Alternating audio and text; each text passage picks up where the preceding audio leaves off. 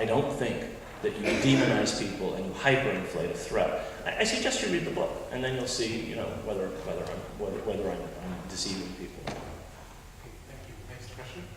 This is the last question. Thank you. I enjoyed your talk.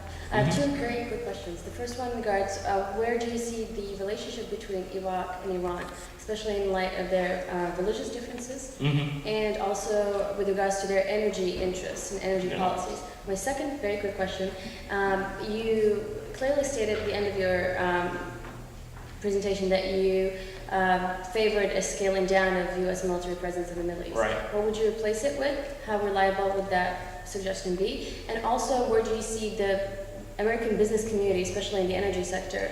That's in three that area? questions so Sorry. far. I said one. I'll answer two.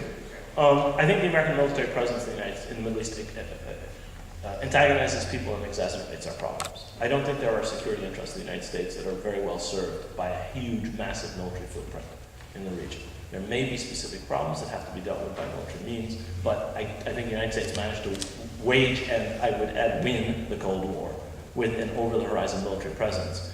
I don't see an enemy in the Middle East, state or non-state, that requires this kind of presence. There are no enemies of American national interests there that require this, in my view. That's the answer to your second question.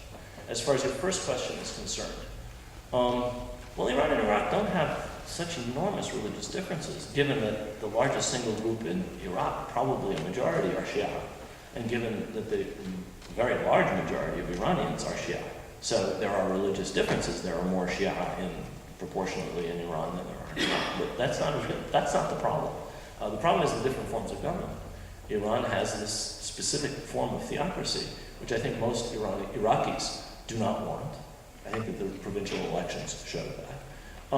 And moreover, most Iraqis are nationalists. They're Iraqi nationalists. They don't want to be dominated by Tehran any more than they want to be dominated by Washington, any more than they wanted to be dominated by London. I mean, anybody who knew any Iraqi history would have told the people in Washington in 2003 that this is a country that had spent a very long time getting foreign bases out of its country and a very long time trying to get control of its oil resources, and it was not going to welcome new bases or new attempts to establish a privileged position in Iraqi oil.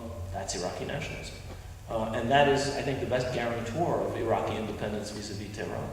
I think you're going to see more further development of that kind of sense of independence vis-a-vis Iran, on the part of most, I think, Iraqi political formations, among Sunnis, Shia, and the growing number of secular parties in Iraq.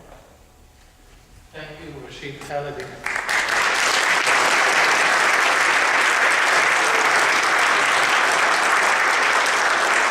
You've been listening to a program of Treasury Reform recorded in March 2009. We would like to thank our sponsors, the First Parish